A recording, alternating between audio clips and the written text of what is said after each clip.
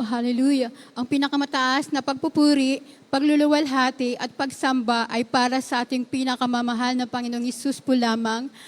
Dobleng paggalang at pagrespeto at patuloy na pag-aalaala sa ginintuang turo at aral ng ating dearly beloved Honorable Pastor Wildy Estrada Almeda and beloved Honorable Assistant Pastor Lina C. Almeda.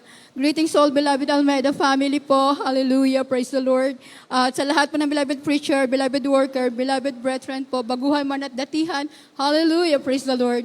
Narito po ako muli. Magpasalamat sa ating pinakamamahal na Panginoong Hesus kung paano po kami binago sa gawain na ito. Hallelujah. Year 1994 po kami na-saved. Sa ako po ng Marikina. Kami po ay may mga karamdaman. Ako po ay may mayroon po akong karamdaman sa migraine po, pananakit ng aking ulo. Madalas po ang pangangati ng aking balat. Andiyan rin po ang aking beloved mama. Mayroon po siyang UTI. Hallelujah. Dito po, hallelujah, praise the Lord. Sa pangunit panalangin namin, mating minamahal, ginagalang mala pastor. Paglubog po namin sa tubig, pag-ahon po namin sa tubig, glory to God, hallelujah. Kami po pinagaling ng mahal na Panginoon. Lord, Hallelujah, praise the Lord. Pasalamatan ko rin po ang mahal na Panginoon. Dati rin po kaming broken family. Maliit pa lamang po ako, nang iniwan po kami ng beloved tatay ko. Ngunit nang makilala po namin ang mahal na Panginoon, muli po ibinalik ang aming pong pamilya. Binuo po ng mahal na Panginoon. Hallelujah, praise the Lord. Patotoo ko rin po sa mahal na Panginoon. Year 1998 po, nang ako po'y magdalang tao ng aking second baby. Hallelujah, praise the Lord. Ngunit ito po hindi po kalooban na, hallelujah, na mabuhay. Hallelujah, praise the Lord. Nagkaroon po ako ng pananakit ng aking tiyan. 6 months old, 6 months po yung aking tiyan. Nung time na yon, nagkaroon po ako na, sabi ko, ipahilot ko dahil sobrang sakit po talaga ng aking tiyan na yon. 6 months po yung baby ko na yan. Hallelujah. Pagdating po sa manghihilot, ang kinuha po ng kapitbahay namin, isang manghihilot sa Dakop, galing pong probinsya. Hindi ko po alam na meron po siyang tawag dito, yung mga black magic, as in silang tawag ng sanlibutan. Nung pinahilot niya po ako sa kapitbahay namin, na dati po siyang manghihilot po talaga siya ng mga nagdadalang tao. Hindi ko po alam na hindi po ako hinilot ng ali na yan. Bagkus ako po'y kanyang binulungan sa bunbunan ko, sa ulo ko, na parang merong hinihila. Parang may hinihila siya sa parte ng bunbunan ko. Katapos po noon, sabi ko, nangihina po yung katawan ko, sabi ko, umuwi na po ako dahil hindi niyo naman po ako hinilot. Nagkaroon po lang masamang pakiramdam ko ng time na yun, October 3 po yun, kaarawan ko po yun, hallelujah, praise the Lord. Dumating po sa bahay, pag uwi ko po sa bahay, nang hina po ang katawan ko, yung physical kong katawan, pumunta po ako ng aming CR, iniri ko po yung baby ko na yan, hallelujah. Hindi ko po alam kung bakit nairi ko yan. Sabi ko, malapag nun, bakit ganito yung nararamdaman ko? Napakabigat ang katawan ko, na parang meron siyang hinila sa bunbunan ko. Hallelujah. Nang time na yun, nairi ko po yung baby ko na yan, 6 months. 6 months sa tiyan ko. Ngunit hindi ko po siya nairi ng tuluyan. Halos kalahati ng katawan niya nasa puwerta ko. Yung kalahati nasa labas na po. Nang time na yun, tinatawag ko yung beloved mama ko. Sabi ko, tawagin yung beloved mama ko dahil wala na ako. Hinang-hina na ako. Wala na akong dugo. Wala nang umaagas na dugo sa aking katawan. Hallelujah. Praise the Lord. Pagdating ng mama ko, wala na akong buhay. Lantang gulay na ako.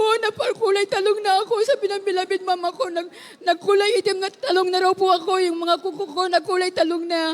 Hallelujah. Nang time na yun, wala na akong buhay.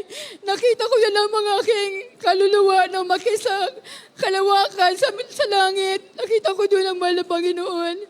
Hanggang nakita ko po yung katawan ko na kinakarga na papatungo po sa tricycle para idalhin na po ako sa pinakamalapit na hospital. Ngunit 30 minutes po bago po makarating ng hospital.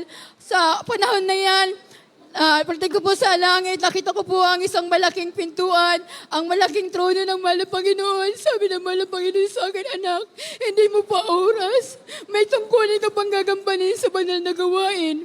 May gampanin ka pa sa lupa. Ang mga anak mo maliliit pa. May 2 pa akong anak. Ngunit ang mahal na Panginoon, hindi po siya talaga po, ang mahal na Panginoon na talaga pong nagbibigay ng ikalawang buhay sa atin. Nang time na yan, sabi ng beloved mama ko, nilalihans daw niya ako. Tatlong beses niya ako nilalihans. Ang demonyo ng kamatayan sa akin, inaalis ang mahal na Panginoon.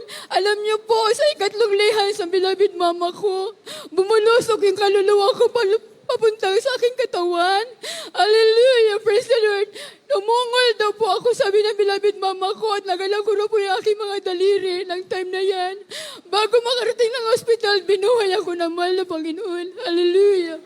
Pagdating ng hospital, sabi ng mama ko, wala raw ako sa sarili. Talagang nagwawala raw po ako. Ngunit ang mga doktor at nurses, sabi sa akin, para daw po ako nasisiraan ng bait. Sabi niya sa akin, ngunit ang mahal na Panginoon, talagang nagpasalamat ako sa mahal na Panginoon dahil binigyan ako ng kalawang buhay. Pagdating po sa ospital, tinurukan po ako ng pampatulog, pampakalma ng mga doktor. Hallelujah, praise the Lord. Pagpikit ko po ng mata ko, nakita ko po yung 3 kong baby na ngumingiti sa akin at kumakaway. Hallelujah. Pagtulog ko po, dinala po ako sa operating room para tanggalin po yung baby ko sa puwerta ko dahil nakasabit pa po yung baby ko. Hallelujah, praise the Lord. Pagdating po doon, nilinis po ako ng mga doktor. Lumabas po yung isang doktor, sabi sa beloved mama ko, kailangan ko raw po ng AB na dugo. 10 bags daw po ang kailangan ko dahil wala po ako, naubusan daw po ako ng dugo. Nang time na yan, sabi ng beloved mama, dahil baguhan po alam sa pala Panginoon, nanalangin si mama sa gilid, sabi niya, mahal na Panginoon, kayo po dumugtong ng buhay ng anak ko, kayo po rin po magbibigay ng dugo sa kanya. Wala pong dalawang isip, beloved mama ko tumawag sa pastoral house. Instant po, lumabas po yung doktor, Mrs., hindi na po kailangan niya ng dugo. Talagang naghihimala talaga ang Diyos niyo dyan.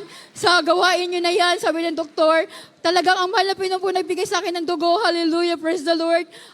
Pinapasalamatan ko rin po ang mahal na Panginoon. Sa aking mga 4 na anak, nakapagtapos na po yung 3 kong anak. Hallelujah, ang aking bunso po, nakakuha po siya ng award for magna cum laude, at siya rin po ang isa po nakapasa po sa board exam. First timer taker po siya ng board exam. Ngayon po nakapasa po siya. Hallelujah, praise the Lord. Pinapasalamatan ko rin po ang mahal na Panginoon dahil sa aming shop, atelier po namin, pinayagan po kami ng may-ari ng lupa na ipagawa po namin ang aming tahanan, na dati-rati po pag umuulan rin po sa loob ng aming tahanan. Sa kwarto ng mga anak ko, umuulan din po. Sabi ko, mahal na Panginoon, 10 years na kami ito sa naupahan namin, ngunit hindi pa kami pagpagawa ng aming tahanan. Ngunit ang mahal na po yun talaga, pag napapakinggan po yung ating mga hinaing, talaga instant po, pinagawa po ng mahal na po yun ang aming tahanan. Ngayon po, kahit umulan, umaraw, bumagyo, safe na po. Hallelujah, praise the Lord. Pinapasalamatan ko rin po ang mahal na Panginoon sa kalakasan, sa kalusugan ng aking buong pamilya. Ang patuloy na pinagpapala ang aking mga anak sa kanilang mga trabaho. Ngayon din po, pinapasalamatan ko rin po mahal na Panginoon sa kalakasan ko. Mula po ng 25, nagkatrangkaso po ako, nagkalumbri po ako ng binat. Ngunit ngayon, talagang instant, pinagaling na po ako ng mahal na Panginoon. Glory to Jesus, hallelujah. Lahat ng kapurit po sa salamat. Taging sa ating pinakamamahal na Panginoong Jesus po lamang.